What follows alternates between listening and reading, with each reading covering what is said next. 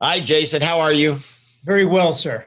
All right. I got the famous Jason Abrams with me today, and we're going to talk about team leaders, right? Mhm. You and I, we have this conversation amongst ourselves, and you and I both look up and both having been team leaders. And it's kind of shocking to you and I that more and more people don't see that as the best opportunity since sliced bread. It always shocks me. So anyway, thanks for giving me your time today. Let's just dive into this. You were a team leader. Yeah, proudly, right? But and what you just said, like I literally wake up at night and I ask that question, which is like, why isn't this the preferred path? Not the secondary path. Why isn't this the preferred path to learn all of the things that you would need to learn to be successful in life and business? What's like getting an MBA in business? I mean, if you in the real estate industry, as much if not more than any other industry, being a manager, if you want to call it that for a second, in a real estate general brokerage, oh my gosh, you're gonna get it all. And here's the big thing about it, the big reason, and that's because of the entrepreneurial nature of real estate, and because it's so entrepreneurial and it's so competitive. Right. And at the same time, your actions, you as a team leader, you have the ability to move mountains. It's not like you need a $1 billion RD department behind you in order for you to be able to do your job and be successful. You yourself can go look at the market, judge what's going on, come back, assemble a plan, help your people execute, help them hit their goals at the same time you're hitting your goals, right? Well, it's the ultimate change position for the ultimate change agent, which is how I've always thought about it. And I woke up one day and I was, fairly successful in doing what I was doing, listing and selling. And I looked up and I realized that there was a difference between succeeding and leading, and that I had a really low leadership acumen. And I asked the question, I said, well, if I was going to, progress in life, I was going to need to learn to lead, and not just 2 or 3 people, but I wanted to learn how to lead a lot of people and influence. And I said, well, so what's my avenue to do that? And you look up, and I don't know if everyone watching this understands the history of it, but when I started in 20 plus years ago, there wasn't a team leader position. Like, historically speaking, it was an office manager, and they were kind of in charge of compliance. And it was usually somebody who got an override, but then worked on their own production. And it was like this kind of like weird melding of like compliance and guidance. And everyone says, well, you guys have had so much innovation at KW, but I don't think they look at the team leader position as what was one of the original innovations, which was, we're going to actually call it a team leader. We're going to actually have that person not be in full-time competition with their agents. We're going to have that person dedicated to coaching, consulting, and growing an office. And those things we all take for granted now, but you all have no idea. That was like blasphemy to the industry. And and the managers at other companies, and I'm not going to name our competitors, they didn't understand what it was. And I watched a couple of people who were successful managers at other firms try to come into that role, and then within 3 months in my local market wash out because that wasn't the job. That's right. And I looked up and I saw it and I was like, wait a second. You mean I get to go out and I get to share the story that I feel is changing my life with other people? I then get to pour into this top 20%. I then get to dedicate a portion of my time to being educationally based and then get to teach. And I then get to participate in a profit model without having any of the financial risk. And that's kind of the way that I saw it. Oh, yeah. I looked at it as the greatest opportunity on earth. And I'll be honest with you, and this is going to sound strange to some of the people listening, I kind of still do. Oh, yeah. Oh, yeah. Well, I still think of myself as a team leader, by the way. I've heard you say that. Yeah, I think of it that way. It was in the role of real estate office sales management team leader. Man, some of my happiest times. It's also. What do you think that is? Oh, well, grassroots. I was working one-on-one and at the same time working one-on-many to help people directly in their lives. If you want to learn the true lessons of how no one succeeds alone, you'd go apply to be a team leader for 5 years and think of it as an MBA program that you're going to get, instead of you paying, they're going to pay you. And the truth is that at the end of the course, at the end of 5 years, if you've done a really good job,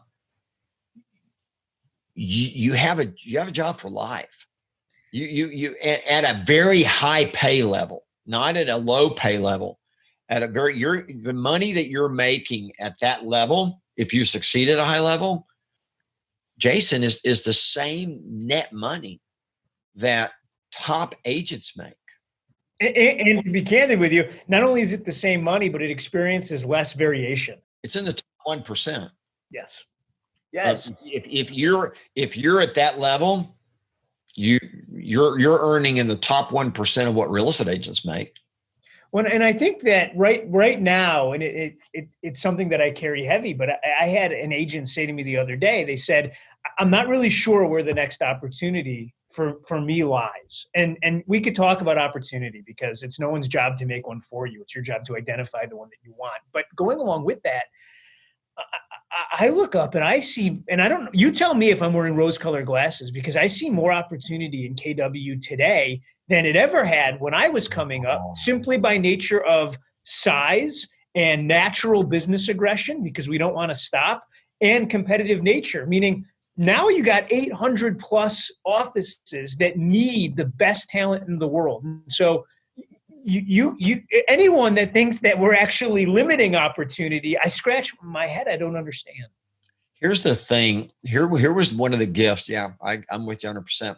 Here's one of the gifts I discovered, and that was, I didn't have a child until my 30s, and by that time I had been in sales management, if you will, a long time, and I learned parenting. Right? Helping an adult is no different than helping a child. Helping a child is no different than helping an adult. Wow. But by the time my child showed up, I had over a decade of experience. In helping other people get the most out of their life. And I was able to immediately take all of that I had learned, right, and then apply it to that young man's life. And that was my journey to it. Didn't plan it to be that way, but I look back now and I go, what a blessing, right? One of the big challenges that an agent would have is they would look up and they would say, well, how am I going to learn how to be a business person? And I would say, well, one path, by the way, is to go be one. Well, how would I do that? Take that job right there. Go take that job and learn how to develop people. You're going to learn money. You're going to understand a P&L and margin, right? You're going to have to, right? Yeah. You're going to have to understand money, right? And you're going to have to understand how to recruit and develop people. And what you do with that afterwards is up to you. Because a lot of people say, well, in fact, I got asked that question this morning by an amazing individual. And he asked me the question. He said, and it took me 10 years to, in my mind, master real estate sales. How long do you think it's going to take me to master business? And I said, well, a long time, unless you speed it up. What do you mean? Well, let me ask you a question.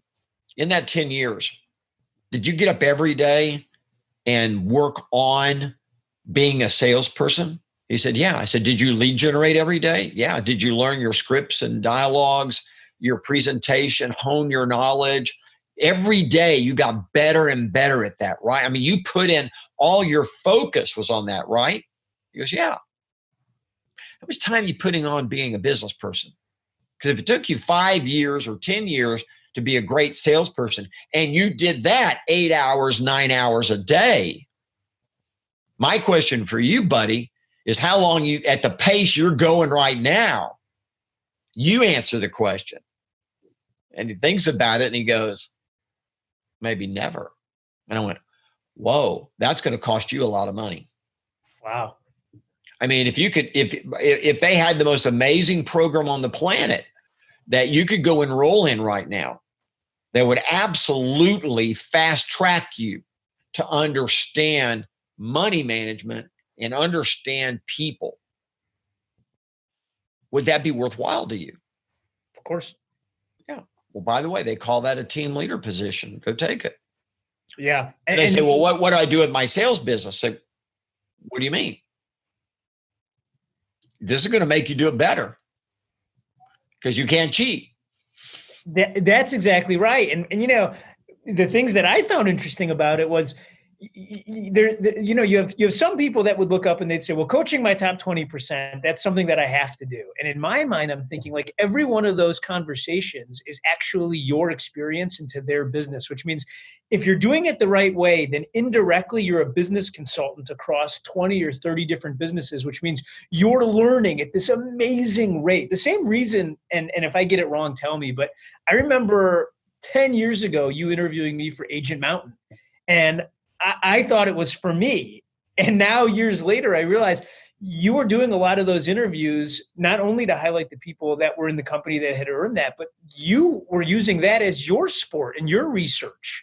And I'm thinking, my gosh, that's what coaching the top 20%, that's the gift of that for the team leader. That's the gift. And when I talk to agents now who I think are looking at that path and they say, well, look, I don't want to wake up every day and just recruit. And in my mind, I'm thinking, I hear that. And recruit is just another word for compete. I want to wake up every day and I want to compete on every different level because I believe in what I have here. And I want to look at the full metric and then try to make people's lives better. I choose to do that by bringing them into our company and then coaching them.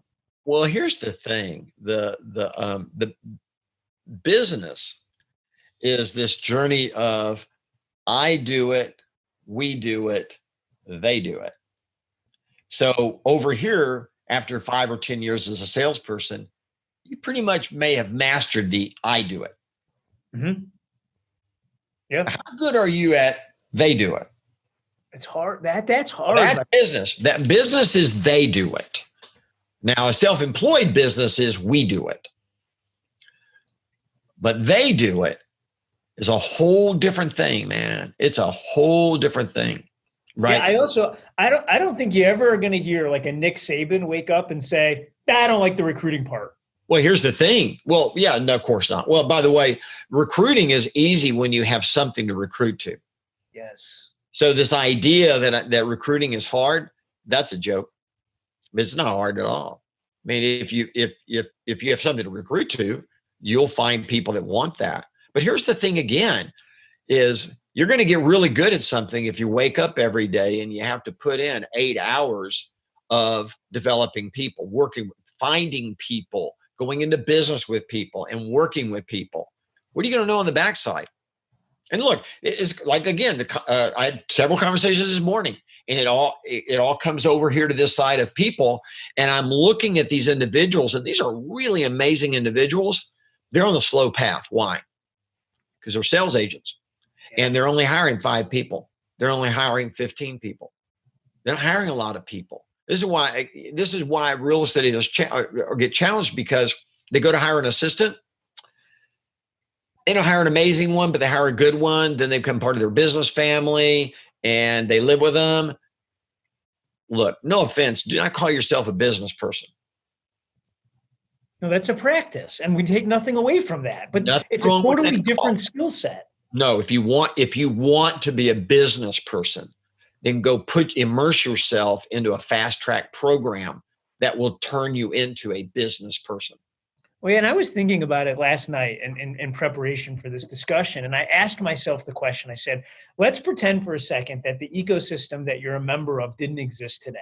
Make a list of all of the different businesses where someone would put you in charge of 100 to 300 people. in any org chart. Yeah. And then, by the way, I couldn't think of any. Like, and then I thought about, I thought about something that you've been saying my whole life, which is that the path of any successful business follows the personal growth of that business's leader. And then you're forced to have this realization that, and I think you and I still have them today, which is the key to this is I'm missing a person if I need to break through. If something isn't working, I'm missing a person. And this all comes back to our interpersonal relationships and how we find and then deal with people. This job, if you want to call it that, and I would call it a lifestyle, this is the only fast track that I can think of to becoming a people Jedi. Because I don't know another business where someone's going to put you intimately involved with 300 others in an org chart and you at the top of it tomorrow. Well, I mean, Keller Williams Realty International only has about 300 people. Yeah, right. So when you think about a real estate office that might have 300 or 400 people, Jason, you're talking about the same size. It's amazing to think of it. It's the same size, right? But the thing is that where are you going to get the opportunity to recruit and develop and live with that many people? If you want, like you said, if you want to become a Jedi at the no one succeeds alone world, how are you going to do that? And I promise you, again, I've been doing this for 40 years. It's a long, maybe never path for real estate agents to really get this. The ones that get it are the ones who just challenged themselves to build really big agent businesses and go through the trials and tribulations and all of that. There's a fast track. Fast track is you've got a good team. You're doing great business. Great. Now, put someone in charge of that. Go be a team leader for about 5 years. Make that commitment to that MBA program. You will come out a different person. You will come out with skills you never knew even existed and understandings about people that you never understood before. Absolutely. And the truth of it, and not to beat a dead horse and to close this thing, but if you did that, the amount of opportunities that would find you has no end. Meaning, because I was talking to someone in YP and they said, okay, so if I go crush it as a team leader, then what? And they were like trying to literally build out their path. And I said, look, I love the question, but here's the truth. You go crush it as a Keller Williams team leader, and on a monthly basis, someone's going to be calling you for opportunity. And the problem won't be finding opportunity. The problem will be deciding which opportunity fits best with your life journey. Yeah, well, maybe the opportunity is to take what you learn and go back and now build your sales business. Or, by the way, do it simultaneously and not have to worry about the paycheck. The truth of the matter is that one of the things that holds agents back from having bigger businesses is their lifestyle or the expenditures they have matches the income they have, which means they never have money to invest in the business. You want to fast track your sales company? You want to fast track your knowledge about business? I promise you. I mean, this is the path I went on, man. I was good at sales. I was really good at sales and enjoyed it. Got into management and it was like, oh my gosh. By the way, I learned more about sales. And we've seen people like our good buddy Chris Juarez, right? They go out and do that job and then they go right back into, right? Cody Gibson, people like that. And they go right back into sales and they're never the same.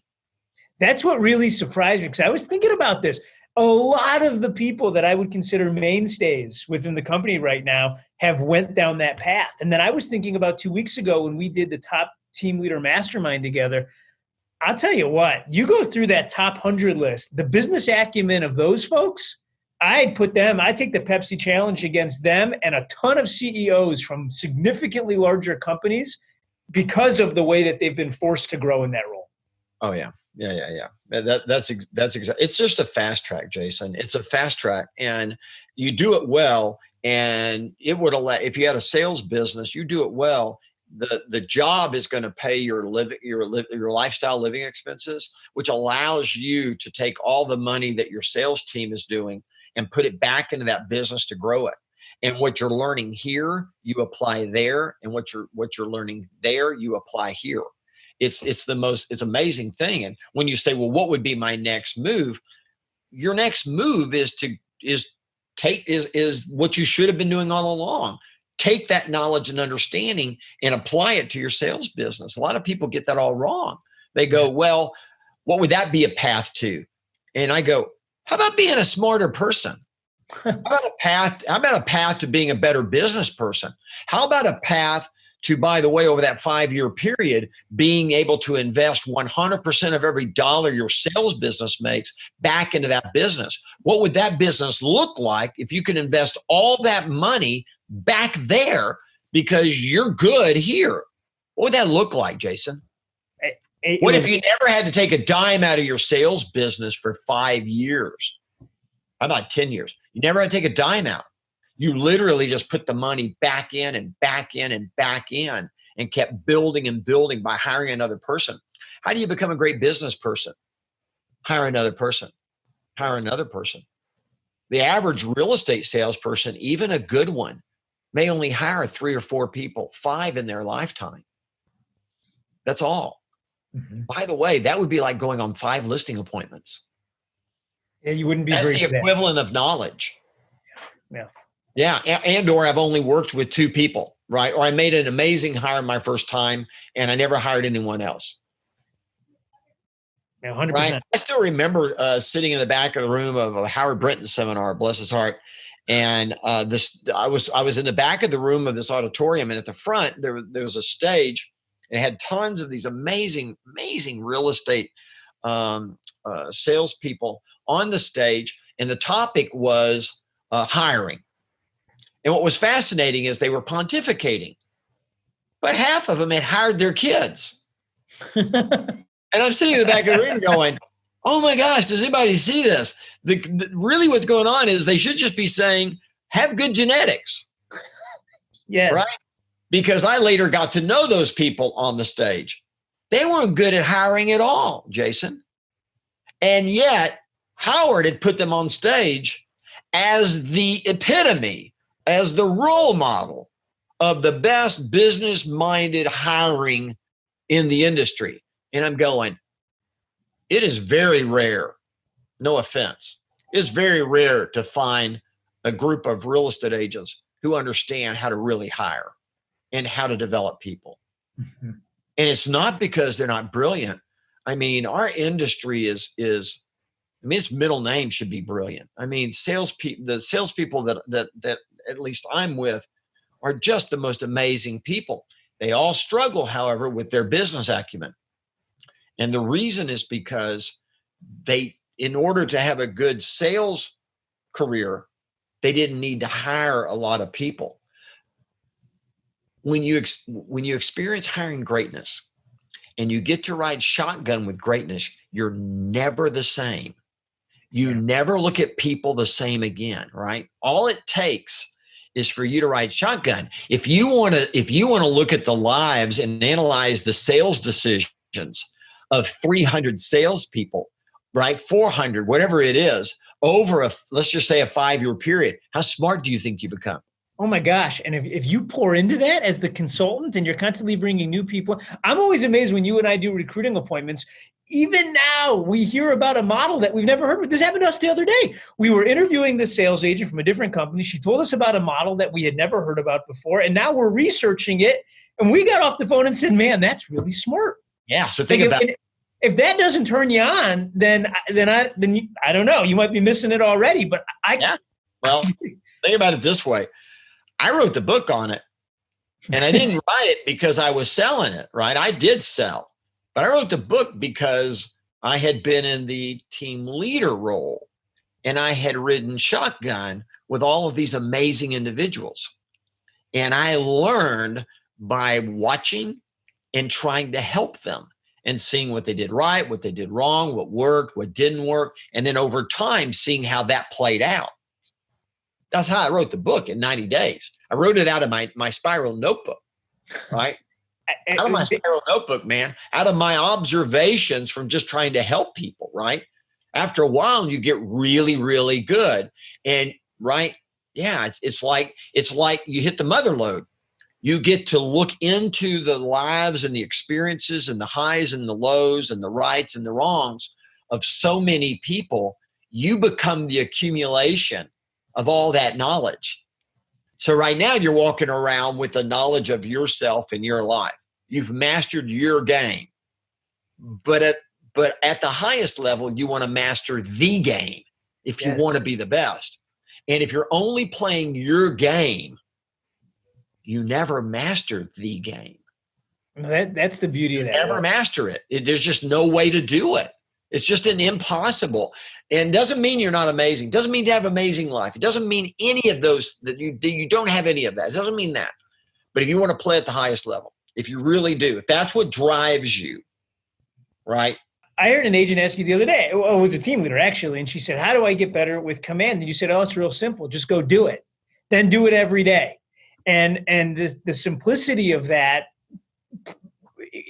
that's the brilliance of it. And so you want to master people, you want to master pipeline, you want to master recruiting, you want to master business on a different level. There's no faster way than being a team leader. And yeah, there should be a waiting list. I mean, there should be a waiting list in the industry, right? Whether they're with Keller Williams or not outside of Keller Williams. Keller Williams is literally, as a team leader, is the opportunity to get an MBA. The way that we operate, the way our businesses operate, it's at the top of the game of sales business, if you will.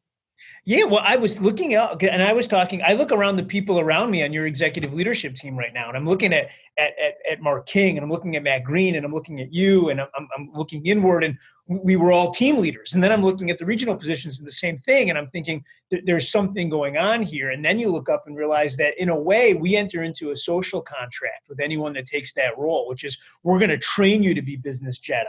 And we actually have created course curriculum to do just that. And then you get that kind of on-the-job training. Well, the truth is that I was a sales manager, team leader for the largest firm in our city for a good while, and then I management made some decisions I didn't agree with, and I quit.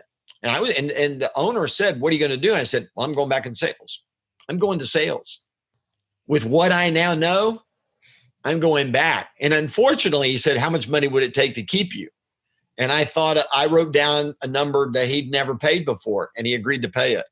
And, you must have been surprised. Yeah. So I got pulled back in as the vice president of expansion for the company because, I was actually. I walked out and went, golly, be careful what you ask for. I should have asked for twice that amount, right? What would he have said to that? I have no idea. But, didn't turn out well for him. He probably should have figured out how to keep me. Yeah. But, Yeah. This is a good conversation. Well, so, hey, I got a question for you though, to wrap this thing up. Okay. If I'm out there and I watch this thing and I look up and I say, you know what, I'm interested in that, or that sounds like for me. Because here's like, I was asking myself before when I said, what would I love to come out of this conversation? I would love a bunch of people to look internally and decide that their fastest path to get where they want to go is in that role, because I truly believe that. Yeah, I would go to their regional director. I'd call you. I'd call Matt Green or Mark King. I'd go to that level, and I would say, what team should draft me? Yes, I would play that game. I would say, where do you think I should go? Where would you want to go? Right? Absolutely. I mean, what would you pay to be a team leader for a business I owned? What would you pay in order to work directly with me? I don't answer the question, but you see my point. Yeah. We have amazing owners. We have amazing regions. It's the fast path. It's the fastest way to launch your business life is to do that. We would love for people to kind of turn their head a little bit and realize what this opportunity really would mean in their life, and come join us on that side of the business as well. Yeah, I guess jump in. The water is fine. That's how I would close it. Yeah. All right, man. Thank you. Thank you, sir.